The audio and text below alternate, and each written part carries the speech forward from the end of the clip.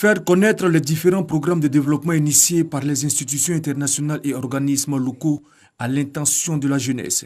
C'est l'enjeu de cette rencontre qui vise à permettre aux jeunes de saisir les opportunités qu'offrent ces différents programmes.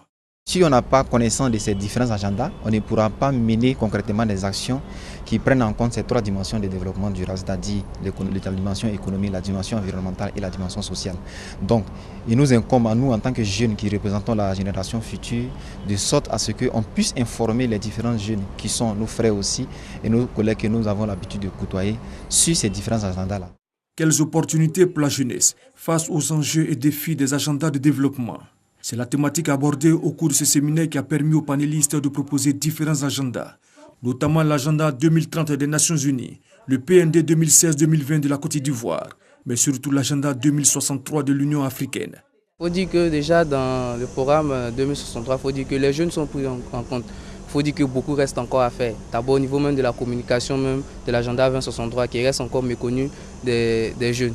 Donc, une collaboration plus avec les jeunes sera la bienvenue et aussi soutenir les jeunes dans leurs initiatives personnelles. C'est bien de parler, mais il faut aussi que la mise en œuvre soit concrète pour que les jeunes sachent vraiment que nos chefs d'État les prennent en compte dans leurs actions. Il ne suffit pas de s'asseoir et d'élaborer des programmes et puis ne pas les mettre en œuvre. Nous, la jeunesse, nous avons beaucoup à faire pour nos pays. Et pouvoir avoir une plateforme de ce genre où on nous expose les agendas politiques 2016-2020 par exemple de la Côte d'Ivoire permet à la jeunesse de se dire ok, moi en tant que jeunesse dynamique, qu'est-ce que je peux faire pour aider mon pays à atteindre ses objectifs? Dans quelle mesure je peux travailler main dans la main avec les politiques, même si je ne suis pas du monde politique? Cette rencontre, qui est à sa deuxième édition, est une initiative de Yes Green Earth, une organisation non gouvernementale qui traite les questions liées à l'environnement et au développement durable. La phrase « Vous êtes l'Afrique de demain » est comme une phrase d'espérance, une profession de foi. La foi en une Afrique meilleure que celle que l'on connaît déjà. Elle est l'étudiante la plus éloquente de Côte d'Ivoire. Elle a su convaincre les membres du jury et le public de par sa prestance et son aisance orale. Marie-Paul Etienne, c'est d'elle qu'il s'agit. Étudiante en 3e année de communication, remporte la palme d'or de la première édition Éloquence Ivoire. Merci à tous ceux qui ont permis à ce que je puisse avoir ce prix en ce soir. Tout ce que je veux dire, c'est que lorsqu'on travaille, lorsqu'on aime le travail, on aime le travail bien fait, on peut y arriver. Et je suis fière en tant que femme, en tant qu'Ivoirienne, en tant qu'Africaine, de brandir ce trophée. On sent bien qu'elle a de l'exercice, parce que bien parler en public, c'est savoir s'exercer. Voilà, l'éloquence, c'est cela. Tant que vous ne vous exercez pas, vous ne pourrez pas affûter vos armes. Et donc, on sent qu'elle a un bagage, on sent qu'elle a des capacités qu'elle a développées, hein, certainement dans des écoles d'orateurs.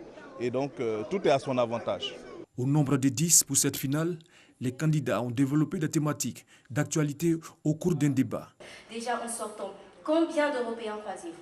Combien de Libanais croisez-vous? Combien d'Asiatiques croisez-vous? Toutes ces personnes qui sont venues en Afrique, parce que l'Afrique a du meilleur. Éloquence Ivoire est une plateforme qui met en compétition les universités et les grandes écoles de Côte d'Ivoire. Ce concours vise à aider la jeunesse à s'initier à la culture du savoir parler en public. Il faut bien commencer par cette jeunesse-là qui n'est pas l'avenir, mais qui est plutôt le présent.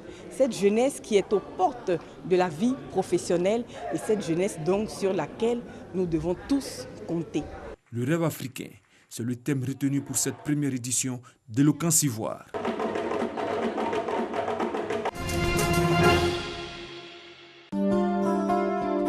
Le dispensaire de Sandégué, dans le département de Tanda, sombre dans un état de dégradation avancée.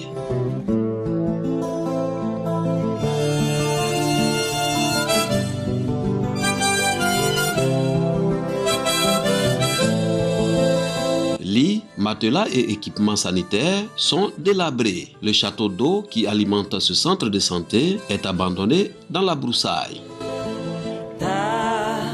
Pour offrir un cadre de travail plus sain au personnel de ce dispensaire, un homme a offert des lits et des matelas, équipé le laboratoire et réhabilité les bâtiments de la maternité. Les actions que nous avons posées, c'est extrêmement pour pouvoir soutenir ce que le gouvernement fait. Nos parents sont demandeurs, vous avez vu l'état de dégradation de l'hôpital. Nous avons essayé de poser quelques actes pour soulager nos parents au niveau de la maternité et sur améliorer l'accès par l'amélioration du plateau technique. Mais bien entendu, nous sommes confiants que le gouvernement aura une oreille attentive au cri de cœur de cette population, dont nous ne sommes que le mandant. Un geste salué par les populations et le personnel soignant. Parce qu'en tant qu'agent de l'État, en tant qu'agent de santé, c'est agréable de travailler dans un cadre vraiment propice. Tout était gâté, il n'y avait rien. Mais aujourd'hui, là, je me sens bien à l'aise même. Mais il n'y a pas l'eau à la maternité.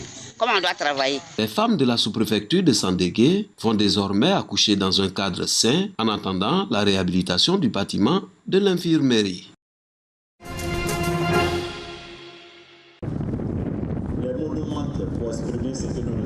Après 22 années passées à la tête de l'EPICI, il cède son fauteuil. Pour rendre hommage à l'apôtre Sidiki Traoré, qui a su implanter l'église pentecôtiste internationale sur tout le territoire ivoirien, les fidèles sont venus de toute la Côte d'Ivoire et même des pays d'Afrique et du monde. Apostle Sidiki is a Christian leader and a good Christian. L'apôtre Traoré Sidiki est un homme loyal, c'est un homme qui craint Dieu, qui pratique ce qu'il dit et qui travaille en symbiose avec l'équipe qui l'entoure. Si vous voulez vraiment un chrétien, un modèle de chrétien, un des leaders chrétiens de nos jours, je crois qu'il peut être un exemple à citer. J'ai trouvé en lui aussi un père qui sait écouter. Il faut dire que nous les femmes, quand nous sommes écoutées, il n'y a rien de tel.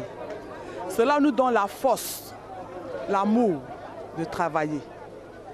Et auprès de ce dernier, vraiment nous avons vu vraiment la grâce de Dieu. Témoignages poignants qui n'ont pas laissé indifférent le serviteur de Dieu et sa famille, venus nombreuses le soutenir. C'est donc avec le sentiment de la mission accomplie qu'il part, en croyant que le ministère qu'il laisse derrière lui continue d'être fidèle à son Dieu. Je suis au contraire joyeux, très joyeux, reconnaissant l'Éternel pour ce qu'il a fait. Il est convenable de toujours s'appuyer sur ces fondements pour la continuité. Et je crois, je fais confiance au leader que Dieu a choisi.